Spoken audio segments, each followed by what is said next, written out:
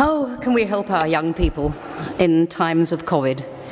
We all ask ourselves. Well, I thought I'd start with the role of psychotherapist, which is what I do, because it just might be relevant. Relevant because with my patients I've tried to practice a mindset of not knowing, of unknowing, as I call it, of unlearning things I know, of letting go, staying with, doing nothing, and just being open. When that happens, and I realize it only afterwards sometimes, I think of it as a grace, the grace of unknowing. Just listening, being with, holding someone in mind for who they are, as they are. 3 weeks ago, Marjorie told us about Mary, as mother of Jesus, about her attentiveness to him.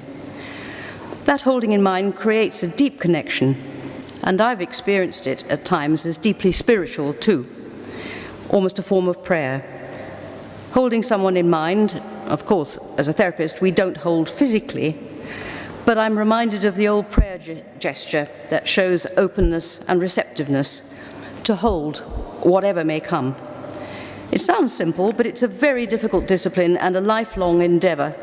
Our brains are constructed in such a way that they make patterns, so the temptation is always to think, I recognize that, and to jump to a conclusion and to propose an answer. So lifelong endeavor to try and avoid that if we can, doing it too soon. So I mention it because I think there's something valuable here for all of us in our parental and carer roles, and as a church, and for ourselves in these times of COVID, where research shows that so many, and particularly young people, are so stressed and unhappy. And of course this morning we have the news about the students isolated as they are at the moment from their families. So why is this so important? Well, I think we live in a culture that tends to fix things. We're encouraged to move on, sometimes before we even know what the trouble is that we're moving on from.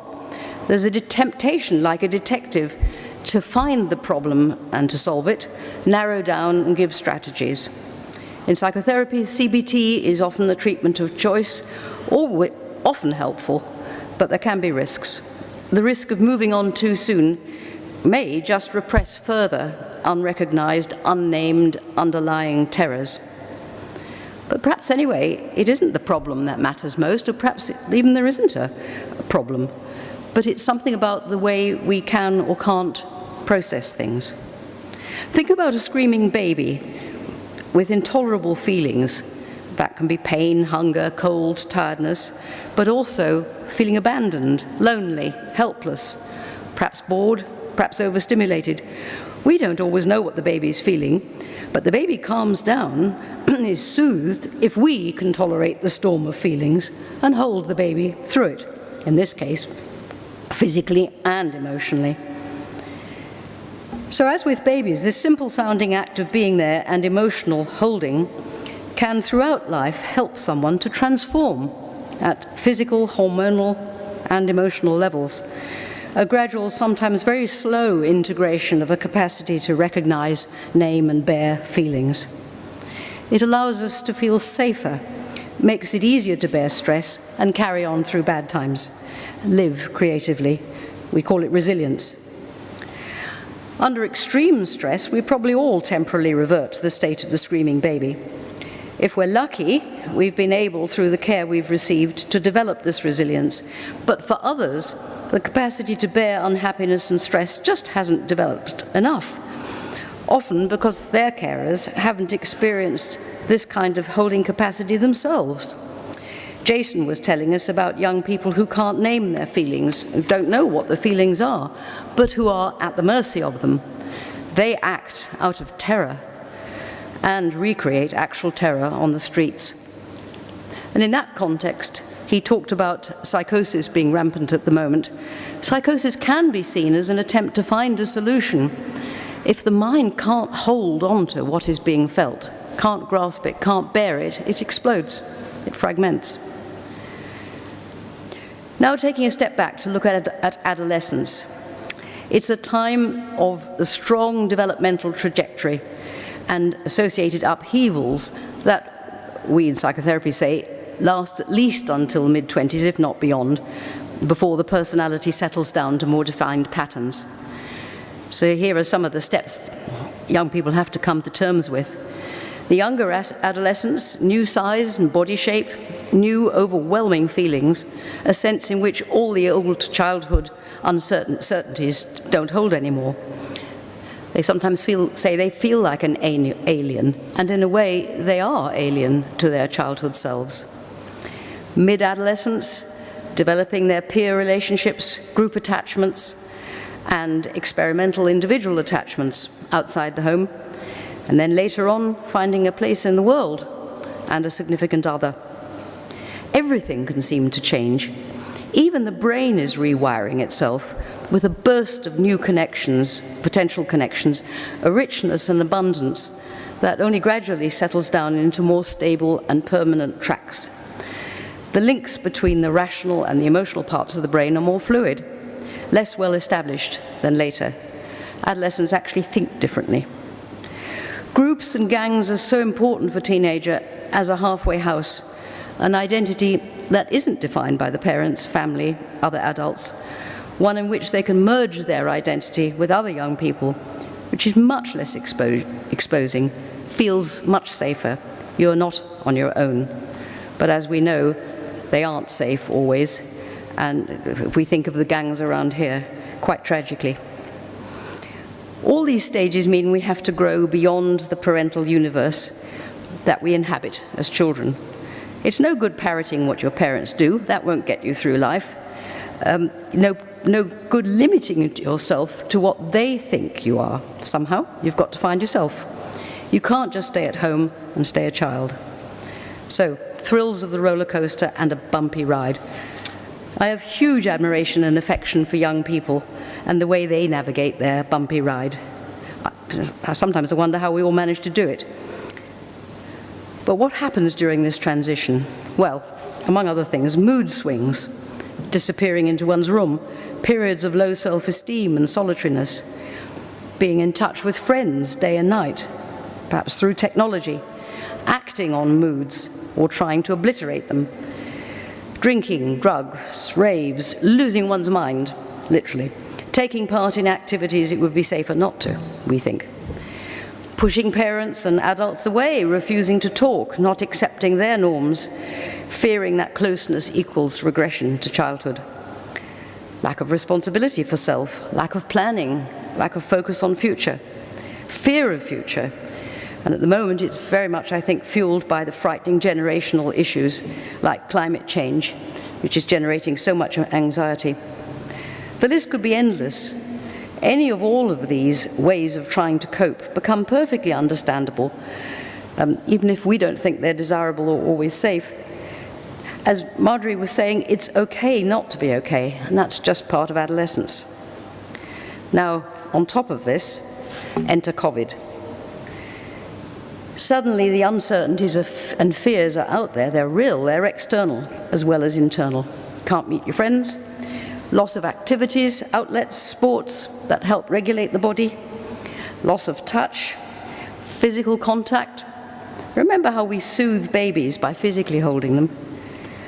Loss of stabilizing environment and perhaps routines such as school and college. Totally uncertain future, or so it feels. Young can't distract themselves by going out in usual ways. Can end with despair about ever being able to find a place in the world. And often, many are forced to be with the family, the very people from whom developmentally the need is to make oneself independent. It can feel like being trapped, however loving the family, trapped in never-ending childhood and dependency. And of course, in an unsafe family, they actually are trapped and unsafe. Some children and adolescents appear to have benefited from lockdown. For some, perhaps a welcome respite from the pressures of growing up and going out into the world, a time of safety and rich relatedness in their families. Remember what our children from St. Paul's so wisely told us a couple of weeks ago about their experience. Catch-up time for some of them.